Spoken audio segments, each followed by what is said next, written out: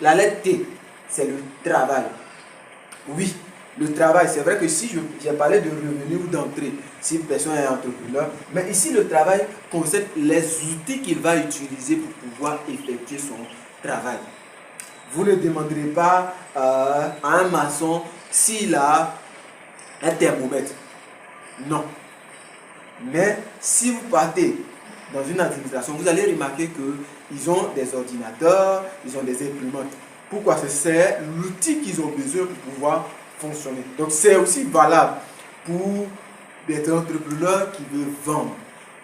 Mon produit répond à quoi? Est-ce que c'est fait pour les entreprises? Est-ce que c'est fait pour les sportifs? Est-ce que c'est fait pour les mécaniciens? Est-ce que c'est fait pour telle personne? Et aussi, lorsque tu connais le travail, est-ce que c'est renouvelable chaque 6 mois, chaque 1 an, chaque 2 mois, ainsi de suite? Parce que quand tu sais que tel entrepreneur renouvelle son équipement chaque mois, tu sais comment tu vas fonctionner, puisque ton produit répond aux besoins d'un entrepreneur particulier. Donc, lorsqu'on veut lancer un produit, lorsqu'on veut lancer un service, la chose aussi à tenir compte, c'est de pouvoir voir quels sont les équipements qu'il a besoin.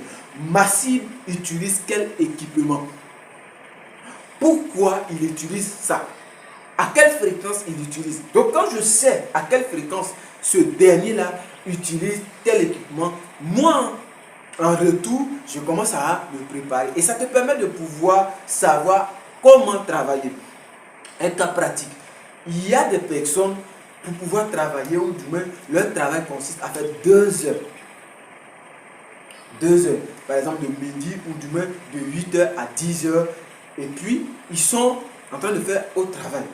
Donc, si vous vous intéressez à son travail et que vous ne savez pas à quelle heure ou à quel moment ce dernier-là travaille, ça sera difficile pour vous de pouvoir vraiment vendre. Vous allez venir sur le lieu, vous n'allez pas pouvoir vraiment le trouver. Donc, lorsqu'on veut se lancer en entrepreneuriat, c'est important de pouvoir maîtriser la méthode PAR. Je l'appelle personnellement PAR parce que dans PAR, il y a la position. On essaie de voir quel lieu, où habite, qu'est-ce qu'il fait, quelles sont ses fréquentations et quels sont ses goûts. L'âge nous permet de pouvoir savoir est-ce que mon produit là va permettre à tel type d'âge de pouvoir vraiment aller de l'avant ou de pouvoir répondre à son besoin. Et troisième point, c'est le revenu.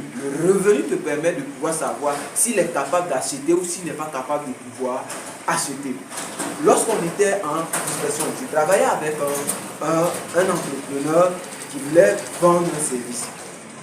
Et il m'a dit, je voudrais aller vendre ce service-là dans les écoles primaires. Et je lui ai posé la question, est-ce que en vendant ton service dans les écoles primaires, ça va t'aider à pouvoir augmenter ton chiffre d'affaires? Parce que ce que tu es en train de demander là, c'est plutôt pour les adultes. Parce qu'aujourd'hui, on sait que à l'école primaire, la plupart, c'est de 6 ans à 8 ans. Or, tes services que tu veux proposer, c'est uniquement pour les adultes, des personnes qui écoutent la musique, des personnes qui font ceci. Est-ce que ça va vraiment aider?